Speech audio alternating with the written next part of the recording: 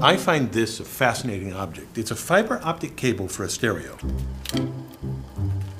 If I shine this laser pointer down the cable, it guides the light out the other end. These cables are used to connect our world today and are capable of transmitting information across countries and oceans. But first, let me show you how it works. I have a bucket that I've modified with a window in front. And on the other side, I put a stopper in this hole right here. I have a bottle of propylene glycol with just a little bit of creamer in it. A ring stand. And of course, a laser pointer. Now, keep your eye on this plug when I turn out the lights.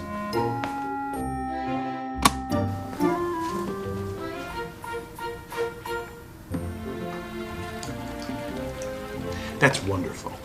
The light follows the liquid flow all the way to the bucket. Amazing. It does this because of total internal reflection. As the light enters the stream, it is reflected as soon as it hits the interface between air and liquid. You can see here the first reflection, and then the second, and the third. This occurs because there's a difference between the index of refraction of the guide material, here propylene glycol, and the outside, air in this case.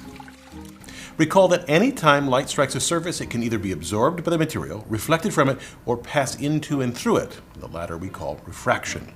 It's easier to see from a top view.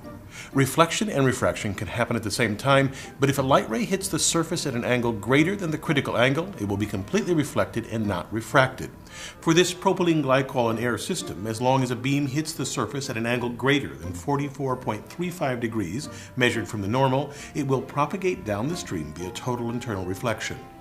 To create this same effect in an optical fiber, engineers create a core of glass, usually pure silicon dioxide, and an outside layer called cladding, which they also typically make from silicon dioxide, but with bits of boron or germanium to decrease its index of refraction. A 1% difference is enough to make a fiber work. To make such a long, thin piece of glass, engineers heat a large glass preform. Its center is the pure core glass and the outside the cladding. They then draw or pull a fiber by winding the melt onto a wheel at speeds up to 1,600 meters per second. Typically, these drawing towers are several stories tall.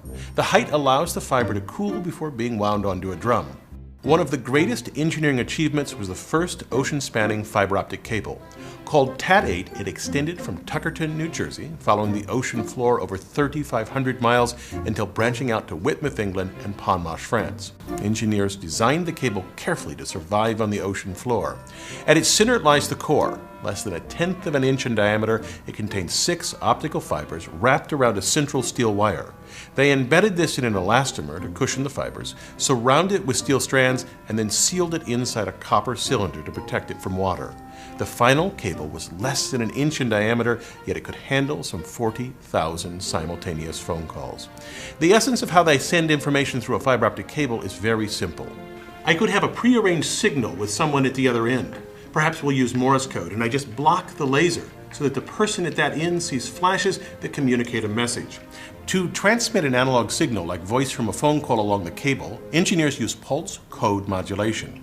We take an analog signal and cut it up into sections and then approximate the wave's loudness or amplitude as best we can. We want to make this a digital signal, which means discrete values of loudness and not just any value. For example, I'll use 4 bits, which means I have 16 possible values for the loudness. So the first 4 sections of the signal could be approximated by about 10, 12, 14, and 15. We then take each section and convert its amplitude to a series of 1s and 0s. The first bar of value 10, when encoded, becomes 1, 0, 1, 0. We can do this for each section of the curve. Now, instead of looking at the green waveform or even the blue bars, we can think of the signal as a series of 1s and 0s organized by time. And it is that sequence that we send through a fiber optic cable, a flash for a 1 and nothing for a 0. Of course, the exact method of encoding is known at the receiving end, so it is a trivial matter to decipher the message. Now, you may be wondering how a laser pulse can travel nearly 4,000 miles across the ocean. It doesn't without some help because the light will escape from the sides of the fibers. Look back at our propylene stream. Here's how the light attenuates as it travels. You can see here a narrow beam in the bucket that broadens a bit when it enters the stream, and then after the first bounce, the beam leaves even broader than it entered. That's because the interface with the air is uneven and the rays that make up the beam strike at slightly different angles. When that beam makes its second reflection, those individual rays diverge even more until by the time it reaches the third bounce, many of the rays are no longer at the critical angle and can exit from the sides of the stream. Here it happens in a few inches, but in a cable like Cat8, the signal travels a stunning 50 kilometers before it needs to be amplified. Absolutely amazing. I'm Bill Hammack, the Engineer Guy.